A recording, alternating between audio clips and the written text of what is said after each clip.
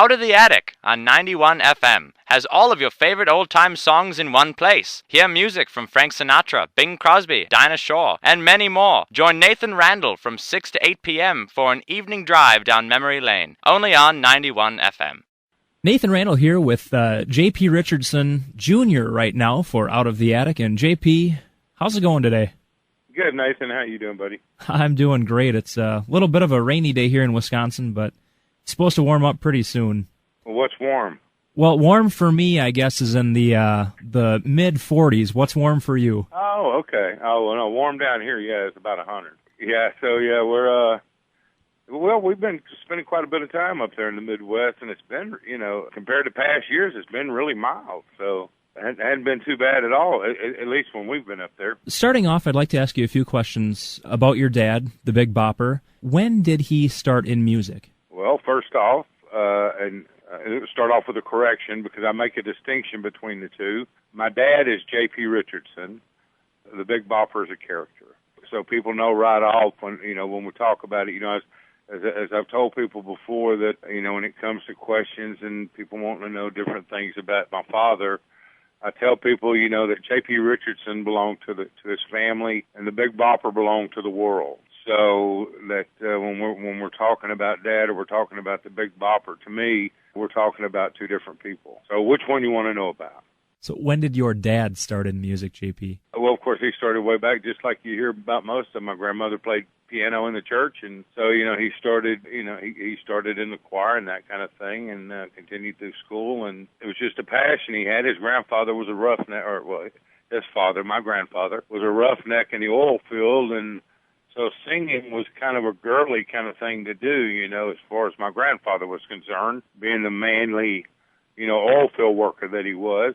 And so it wasn't something he encouraged, but Dad found a way, and like I say, when he went into high school and the choir and anything he could do musically, he ended up in radio right at the end of his high school career, which he finished at 16 years old and went right into the radio, KTRM radio in Beaumont. It just continued from there. Okay, so with the dual personalities then, or being two different people, when did the Big Bopper start in music? Well, probably 54 is the first recordings we have of him was referring to the Big Bopper. And what I've been told, and through Mother and through a lot of his friends, and even ones that were in radio with him, was that there was a beer company up in your part of the world called Slits Beer, and they were a big sponsor of the radio station, which at the time was, was just a family-owned station, not like today, with the conglomerate and that kind of thing, Clear Channel. Slits Beer was a sponsor of the station, and Dad did a show as Jape Richardson. He referred to himself as the head waiter of Club 990, which was the call letters of the radio station, 990. And Slits approached him, and of course Dad then was playing, the Frank Sinatra stuff and the 40s kind of music mostly, and they wanted him to appeal to a younger audience, and they thought he was the guy to do it, and so he created a character, as a lot of radio personalities do. He created his character, the Big Bopper. And it was really, it was created for his radio show. Just this cool cat that kind of could live on the edge and do things and say things that Jape Richardson just couldn't do. And it just kind of went crazy. Matter of fact, I have a Hooper's rating book from that time period. And it lists about 15 or 20 different disc jockeys, well, back then announcers, radio announcers. And out of all the ratings, my father, he had two shows going on at one time. One is Jape and one is the Big Bopper. And his two shows are the only shows out of all the 18 or 20, whatever it is, that rated out at 100%. None of the other announcer shows rated out, probably above 75 or 80%. But both of Dad's shows, and you're talking about two distinct different genres of music that he was playing in two different, he was being more like himself as Jape, and then the Big Bopper was, like I say, just a character. But yet both of them, rated out at 100%, which was pretty amazing, when you think about it. Yeah, it sure is. We've got a format here that we play at the station. It's alternative rock, and then I also run Out of the Attic here at the radio station, and I play the 30s, 40s, and 50s music, and I know a lot of the 30s, 40s, and 50s music, but some of the different I guess, artists that we have with the regular format, it's hard to be that kind of dual personality somewhat. Yeah. But sounds like your father and the Big Bopper were quite successful at it.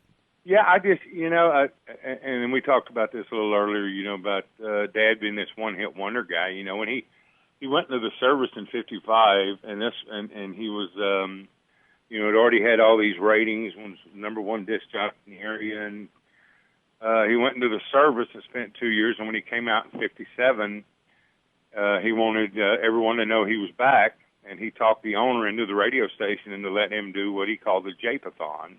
And he did a show in the lobby of a local theater there, a movie house, called the Jefferson Theater. He did it right in the front lobby right at the front door, at the front window. There were several doors, but in a front window where people come by day or night and see him. And he did a show for 5 days, 2 hours and 8 minutes, continuous. Did he get a chance to eat? Well, yes, he had 5-minute breaks, and I could tell some stories. My mother told me that things that happened during those 5-minute breaks, but we won't get into that.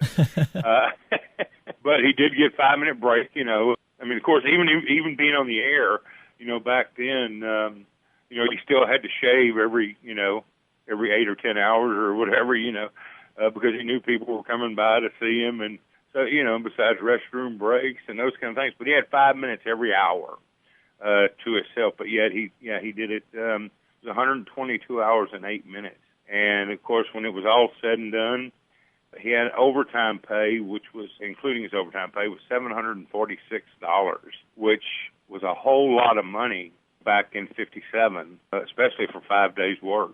Well, that was about a third of what a car would be. It was a lot of money. Yeah. But anyway, people knew he was back. And, of course, the Big Bopper was, back on top again. And, because at that time, then he was just doing the Big Bopper show. And so he was on top of he was back on top, and everybody knew he was back on the air. And eventually, when he was playing this music, Sheb Woolley, Purple People Eater, and on the Witch Doctor, and that was his initial hit record to be, was a song he wrote called, and it was co-written, called "The Purple People Eater Meets the Witch Doctor." And that was his first record as the Big Bopper, in character as the Big Bopper. Dad had recorded 4 singles for Mercury Records as Jake Richardson, which were country tunes.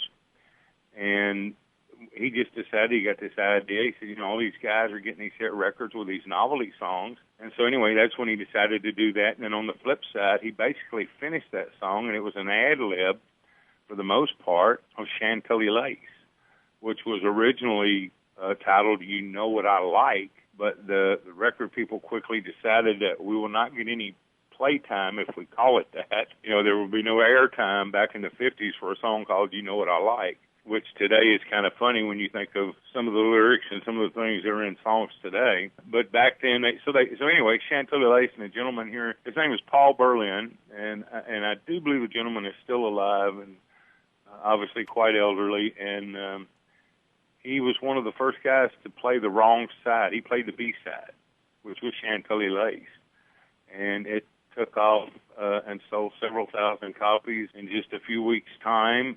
Because to back up, Mercury had originally turned him down. He was a Mercury artist. He sent the tapes to Mercury, and I have the telegrams back and forth. They turned him down. They said, "Well, no, we want to keep you as Jape Richards." Well, so they released it on a smaller label here in the Houston, Texas area. And that's when it went crazy. And then I've got another telegram from Mercury Records that says, well, maybe we made a mistake, and the Big Bopper really does know what we like. And that's when they signed him as the Big Bopper. And, of course, Dad, continued to write country records. And, George Jones' first #1 record was a song Dad wrote, White Lightning. Johnny Preston had his first #1 record, a song Dad wrote, Running Bear. And it also was a #1 in the late 60s by Sonny James. He recorded it live, and it became a #1 record for him. Also, Jerry Lee Lewis covered Chantilly Lace in '71, '72, and it became a #1 record for him, which I think was only his second #1 record. When you think of Jerry Lee Lewis and everything that he's done, I think Dad certainly affected a lot of musicians' life, along the way. So you're talking a little bit there about Chantilly Lace was actually the B-side. Where did the idea for Chantilly Lace come from? Well, I wrote something for my father because I never knew him, called Secondhand Big Bopper Memories. And the second verse, it goes, I often wonder what inspired him to write a song like Chantilly Lace. When I asked Mom if it was her, well, she just smiles and gets a faraway look in her face. And that's part of the verse. I believe it was, my mother was very young at the time, but I also think that my sister, who was 5 when my father was killed, also played a hand in that. But exactly where it comes from, even my godfather, who worked in radio, and he's still with us, he drove him to Houston from Beaumont, which back then was about a 2-hour drive.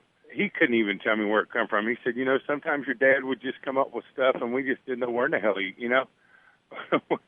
was just, he'd get these ideas, it's just like I'm sure we're going to talk about the videos. When Dad wanted to do these music videos and coined the phrase videos and music and video in the same article, people thought, his friends thought he was crazy, because they're thinking, what are you talking about? You're going to play this on TV and you got to, it even mentions a machine that you could hook up to your TV when your favorite program wasn't playing. He didn't call it a VCR, but it's exactly what this article is talking about. So a lot of times Dad's thinking, it wasn't just writing songs, it wasn't just radio, it wasn't just one genre of music. I can tell you my father's in 5 different Hall of Fames. Well, one Walk of Fame, Songwriters Walk of Fame in Nashville, Tennessee. He's in the National Rockabilly Hall of Fame in Jackson, Tennessee. He's in the Iowa Rock and Roll Hall of Fame, which you may be aware of. He's in the Texas Radio Hall of Fame, and he's also in the Texas Country Music Hall of Fame. So Dad didn't just have his hand in one area of the music business. He was a prolific writer, producer, but he just had so many ideas and so many things that he obviously didn't get a chance to complete. And the one being I think the main one being the music videos, because even in the article it says you will not have to just sound good vocally, you will have to look good and be able to present yourself in a manner where people can actually look at you, not just hear your music. And that's true today. My father had this vision 20 years before MTV ever came along, or more. So like I say, Dad just had his hand in a lot of things, in his mind. And the music business was just going so many directions, and he just had so many ideas that I don't think he had time to explain where his ideas came from, because he was so busy working on them, and that brain was just working so much towards, he'd get an idea and just have to get on it, JP, what are some of your dad's songs or the Big Bopper songs that we may not know about? Well, there's a lot. There's several that have never been. Dad only that we know of is on the 18 songs that I've heard. I've heard rumor of 1 or 2 more. He has, I believe, close to 70 that have been published. So obviously, there's a lot of them that we've never heard.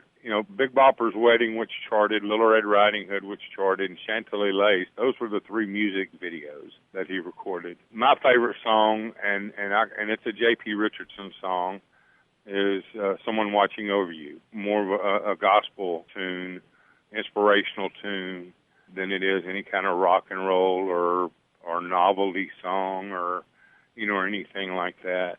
If people would listen to, you want to hear the J.P. Richardson, you listen to Beggar to a King and Treasure of Love and White Lightning, it's what kills me sometimes when they refer to him as a one-hit wonder. They only knew him for one hit. The majority of people, just speaking in general, only knew him for one hit. But my father was the farthest thing from a one-hit wonder that a person could be. Like I say, that he had his hand in so many things, and then some of the music that has been recognized by Broadcast Music Incorporated, some of the plaques I have for some of the songs that people really, if they go and look at YouTube, and, they think a lot of these things are George Jones tunes or Johnny Preston tunes. Dad wrote several tunes that Johnny recorded. They don't realize, that Dad is the one that wrote these tunes and that really helped these people's careers along. For more of this interview, check out the next part.